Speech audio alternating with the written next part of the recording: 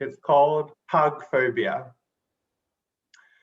I log into my Zoom therapy session. My eyeliner is immaculate, winged to perfection.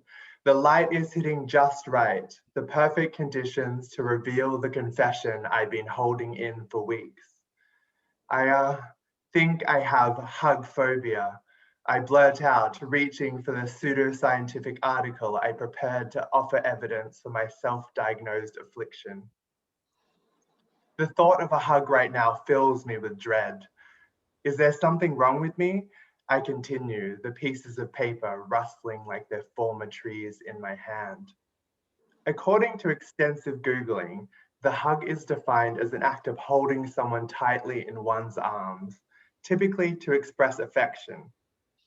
It is apparently a universal term of endearment, but to me, individually, the hug can mean a million different things. And to my brain, riddled with the regular anxieties, plus the pandemic-related ones, the thought of a hug is suddenly fucking terrifying. My therapist offers some sage wisdom, re my hug issues, something along the lines of, what doesn't kill you makes you stronger at rejecting intimacy. I actually know the real reason though. I can track this hug phobia to 3 very specific moments in my life. So let's take a trip down distorted memory lane now. Cautionary tale number 1, Gowrie Primary School's anthill. There is a gigantic plaque outside Gowrie Primary with the school's motto. It reads, treat others how you wish to be treated. I love a motto, and my 7-year-old self is no different. My long-term memory is admittedly hazy, a result of too many Long Island iced teas. There is, however, an interaction on my first day of school that refuses to be washed away. I strut into my Year 2 English class a few minutes early. I am on a mission to get me a hug. And as my personal reading of the school motto states, if I give a hug, I will indeed receive one in return. The first person I see is Caitlin. She has wavy strawberry blonde hair that screams out, hug me. I bound towards her and stretch out my arms as wide as they can go, expecting the warm embrace of Caitlin's around mine. Instead, I am met with words that evidently stay with me the next 20 odd years. Ew, you're yucky. In retrospect, it was likely the childhood understanding of consent and tomato sauce stained t-shirt, but my first taste of hug rejection is bitter nonetheless. Primary school comes and goes, the seeds of hug phobia growing alongside hormonal acne. At the motto-less Caroline Chisholm High School, I meet Shay. We are both put into the English second language class, not because English is our second language, rather because we are both foreign-looking shades of brown. Ironically, we never really exchange much English. Communication is mostly in nods, eye rolls, shoulder bumps, and the classic teen groan. The best one is Shay's finger gun, which only happens during lunch hour, instantly followed by a journey to the spot, which becomes ours, purely because no one else wants it. The fence near the anthill is ripe with insect life, including the one that fills the school ground with nightmares, the fire ant. The fence near the anthill is known, hyperbolically, for the largest colony in town. No one is sure if the insects are poisonous. That doesn't matter. Only the bravest kids dare to throw the footy near the nest, and even they shudder when the ball lands long, never gutsy enough to retrieve it from the hive.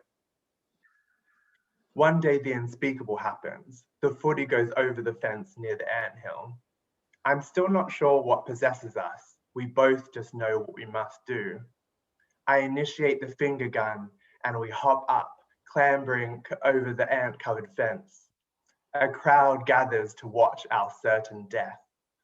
We scream across the hill as if our shoes are lit with fire, squashing bold ants that get in our way. Shay, beaming with the bright eyes of youth, raises the ball with both beautiful brown arms. Then it happens. We hug to the soundtrack of applause and shouts of faggot. Two then boys, now heroes and evaders, footy retrievers, embracing in the middle of hyperbolically millions of definitely poisonous killer ants. Cautionary tale number 2, my father's tortuously long car trips. Yes, I'm a proud, yet to be invented gender neutral term for a mama's boy. And yes, I also have daddy issues. We exist. Anyway, my father has never said he loves me. Actually, affection of any kind is kind of hard to come by. It's taken me many years to crack the Southeast Asian father gesture code. A high five signifies not bad. A thumbs up signifies do better next time. A slap on the wrist signifies I'm angry. And a nod to the corner signifies go pray, i.e., I mean it this time. Unsurprisingly, when I come out for the first of 3 times, the first being gay, the second time being as non-binary, and then finally as a sex toy promoter, the Southeast Asian father reaction is absolutely nothing. The next 6 months begins a tepid game of who will crack first. The scraping of frost from the windscreen of our diarrhea green Mitsubishi Sigma wakens me from my slumber. It is time for one of my father's tortuously long car trips. The journey to the Belconnen basketball stadium is only 35 minutes, but it feels more like a front to back reading of the Quran. The ancient's car's spluttering is quickly replaced by 666 radio. A white man is talking about something. All I hear is the in and out of breath from 2 stubborn mouths, the windows steaming up ominously. My face in the reflection appears eerily like the skin of a rambutan. TomTom, used exclusively to remind my father where the speed cameras are, breaks the tension. You have arrived at your destination. The distance between us has never been wider though, an ocean growing between our islands, and my father never learnt to swim. Have a good game, he breaks the 6-month drought on the day of my grand final. Thanks, Dad. My expression melts to appear more like a rambutan's glossy flesh. I fly the nest and move a million miles away as my father dips his toes into the water, slowly learning to bridge a gap the size of a generation. I listen through rolled eyes and teach through face palms. The family WhatsApp group fills with digestible articles basically saying trans rights and responses of interesting or the thinking face emoji are in response. I take what I can get. The Qantas jet extends its legs down onto Tullamarines runway. It has been 2 years and 2 more versions of coming out since my father and I were on the same island. I can't help but sprint to grab my suitcases, my skirt blowing in the thick autumn wind. My dad waits for me outside the car, a massive booted Toyota with none of the charm of the infamous Sigma. He looks nervous and my phone's reflection reveals that I look equally petrified. All fear escapes us as my father places his enormous brown hands around my shoulders. My purple tinted nails dig into his back. I'm suddenly a fucking giant, connected mechanically to an immense stone frame.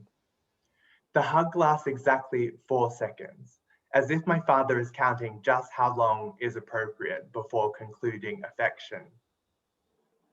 In the surprisingly speedy car ride home, I mentally add another point to the Southeast Asian father gesture code. A hug signifies love. Cautionary tale number 3, too many rom-coms in lockdown. The first day of the London lockdown coincides with my birthday.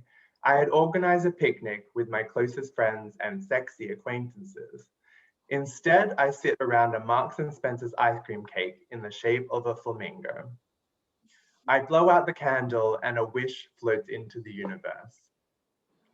You might think I would desire for $1 million, world peace, or for the pandemic to be over. No, the only thing on my mind as the wax melts into the flamingo's sickly sweet frosting is romance. Despite never seeing someone like me, a brown, queer, non-binary, 6'5", obviously attractive, hugphobic human represented in a rom-com, I am wildly invested in them. Maybe it's the escapism of watching two cishet white people spectacularly fail the Bechdel test. This problematic obsession doesn't stay in the sanctity of my Netflix account, however. I have watched so many of these films that every time I'm simply grabbing a coffee, I am Drew Barrymore. And my barista is going to see me, fall in love with me, and then I will think they're cheating on me, but actually they're not, and it will be a whole thing, and then I'll forgive them, and then we will live in sin happily ever after. Lockdown provides endless opportunities to indulge myself, so I spend my nights in the bath with IMDb's 50 top voted rom-coms, drowning in my own tears. By Sleepless in Seattle, I am in the ideal mental state to re-download Grindr. 15 minutes later, I am booked on a socially distanced date with a charming man named Hung Top. Too many rom-coms. Too many rom-coms in lockdown has me thinking this is the one. So I execute my best lipstick and perfume combo to meet Hung Top in Victoria Park. I arrive early, sitting down with a punnet of strawberries and pink wine. I spy Hung from a distance. He is excruciatingly handsome, but lacks style, the perfect accompaniment to my unkempt beauty and overwhelmingly chic style. This is it. Hung slow motion strides up to my charming rom-com meet cute. I shiver with anticipation of our very first exchange. Aren't you going to suck my dick? Hung's disappointment is as obvious as his deflating erection. An awkward COVID-19 transmission conversation later, and Hung flees into the bushes, and I swiftly guzzle the wine, chucking the still good strawberries in the trash. The disastrous date leaves me as the incarnation of Bridget Jones before she chooses one of two mediocre white men. Broken-hearted. My regular 10 a.m. coffee and cigarette break becomes more like 1 p.m. I did manage to leave the house though, wearing a pandemic, widower, post-apocalyptic themed outfit, sure to protect me from any form of human interaction. Headphones blast Lizzo's Truth Hurts to signal to the barista, no small talk today. Murphy's Law interrupts my lip sync performance in the form of a familiar voice. Radam, it's Diego. Diego and I cross paths exclusively at raves when one or both of us is in an altered state of consciousness. It takes a minute to find reality, having lived in the fictional realm for weeks. The social anxiety-induced K-hole is soon replaced by an incredible calm in the warm embrace of idle gossip. Diego and I stand on the street corner, 2 meters apart, small pellets of snow accessorizing our hatwear. We chat absolute shit until the fox's nighttime howl signals it is bath time again. We resist a goodbye hug, instead opting for a classic two-handed wave. The hug can wait until the next rave. So there you have it. I let out a huge sigh and opened my eyes for the first time since beginning my factually spotty story. Zoom call has been ended by your host. Only my face peers back at me, a hole burning through the screen. A Medusa scream escapes from my lips, far too loud for my housemate watching Schitt's Creek on the couch. He opens the door, not finding a monstrous gorgon with snakes for hair, but me, wailing, hunched over a laptop. I swallow my tears and spit it out. Can I have a hug?